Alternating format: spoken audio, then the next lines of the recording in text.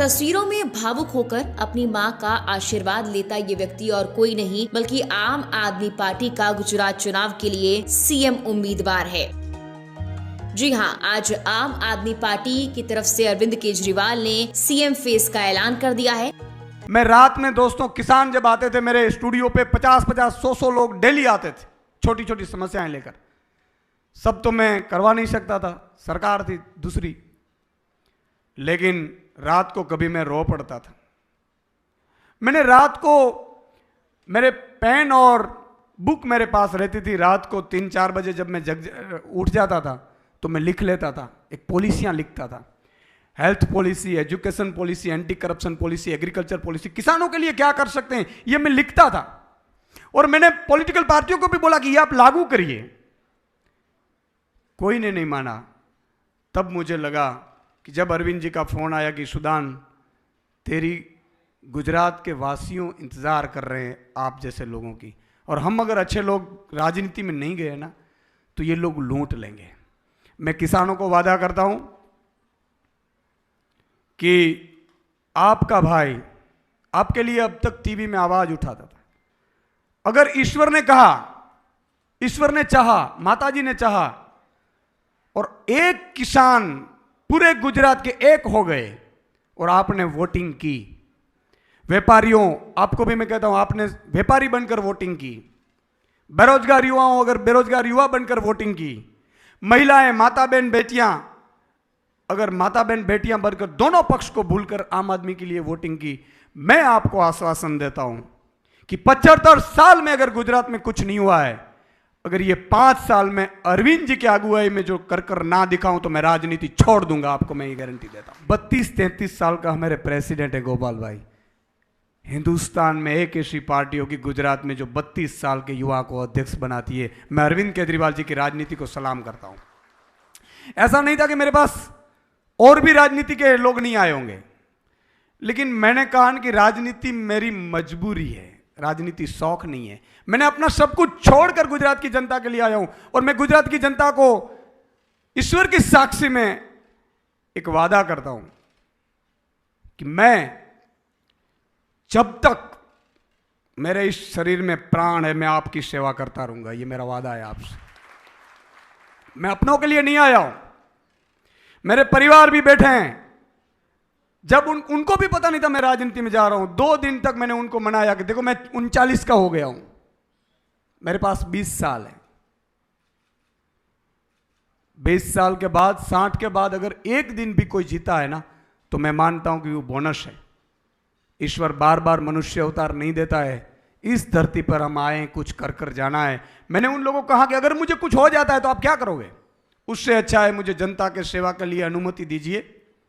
मैं किसानों की, बेरोजगार युवाओं की, इनकी पीड़ा मुझे देखी नहीं जा सकती। मेरी माता जी यहां बैठी है।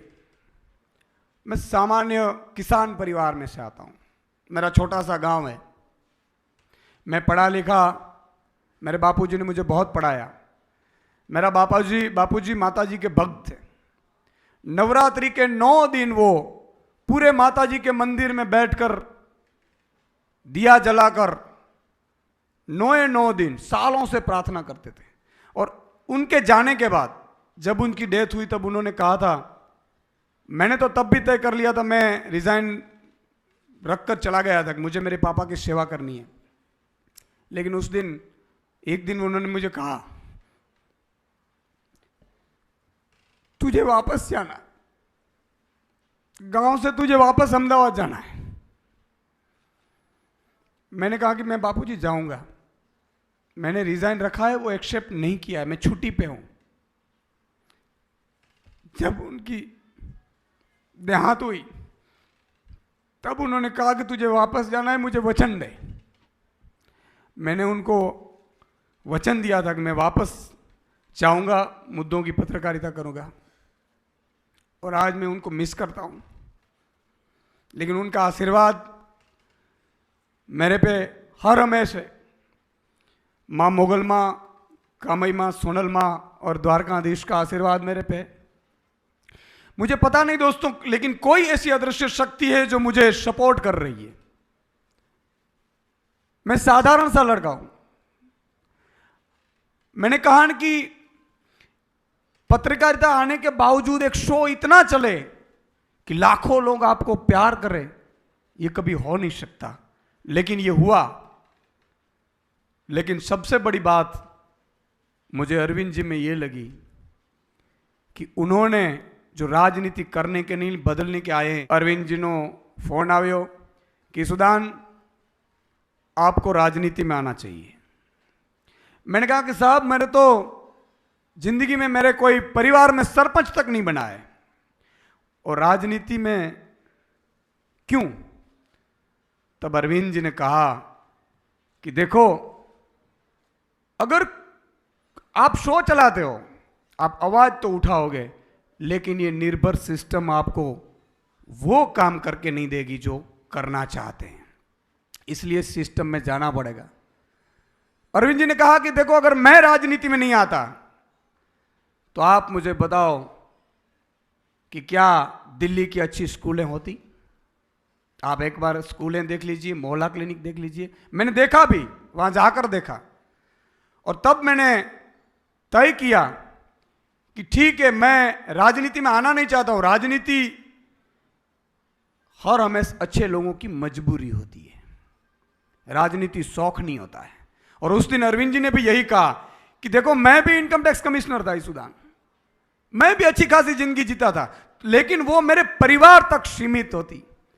आज मैं दिल्ली के लिए कुछ कर सकता हूं। क्यों? महिलाएं के लिए बस सुविधा फ्री कर सकता हूं, अच्छे बच्चे पढ़ते हैं। एक ऑटो वाला बच्चा जब पढ़ के बहुत बड़ा बनता है तो मुझे कितना आशीर्वाद मिलते होंगे। तुझ जैसे लोगों को राजनीति में आना पड़ेगा। और तब मैंने तय किया कि मैं राजनीति करूंगा। राजनीति मेरा शौक नहीं, मेरी मजबूरी है। गुजरात की जनता की पीड़ा मुझसे देखी नहीं गई, इसलिए मुझे आना पड़ा। मैंने पहले भी कहा कि मैं कर्म के सिद्धांत में मानता हूं। मैं कहीं आज तक जब भी मैंने पत्रकारिता की, तब भी मैं मुद्दों की पत्रकारिता करता था।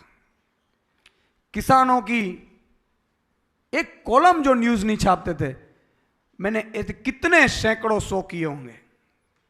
किसानों की आवाज बनने की कोशिश की, बेरोजगारों की आवाज बनने की कोशिश की, महिलाओं की जिस तरह से सुरक्षा व्यवस्था है उसकी आवाज बनने की कोशिश की, व्यापारियों की आवाज बनने की कोशिश की, श्रमिक मजदूरों की आवाज बनने की कोशिश की, सबसे बड़ा आउटसोर्सिंग कर्मचारियों की आवाज बनने की कोशिश की। मुझसे जितना हो पाता था मैंने किया।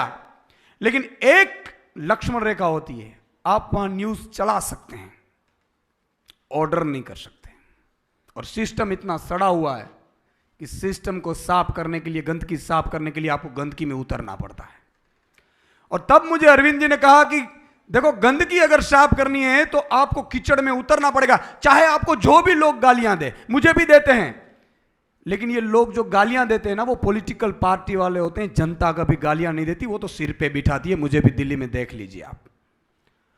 और तब मैंने तय किया कि मैं राजनीति में आऊंगा। आने वाले गुजरात चुनाव के लिए मुख्यमंत्री केजरीवाल ने बताया कि ईसुदान गढ़वी को सीएम फेस के तौर पर चुना गया है। सीएम के उम्मीदवार के लिए आम आदमी पार्टी ने जनता से राय मांगी थी। अरविंद केजरीवाल ने जानकारी दी कि 16 लाख वोटों के आधार पर ईसुदान गढ़वी का चुनाव किया गया है, जो कि आम आदमी पार्टी के लिए आने वाले गुजरात चुनाव में सीएम उम्मीदवार होंगे।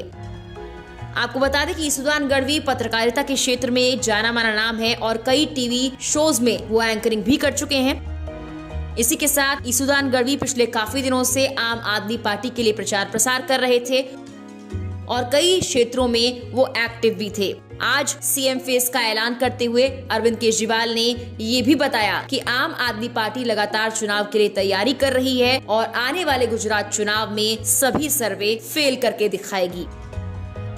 फिलहाल के लिए इस वीडियो में इतना ही। तमाम देश दुनिया की खबरों के लिए आप लोकमत हिंदी को सब्सक्राइब जरूर कीजिए।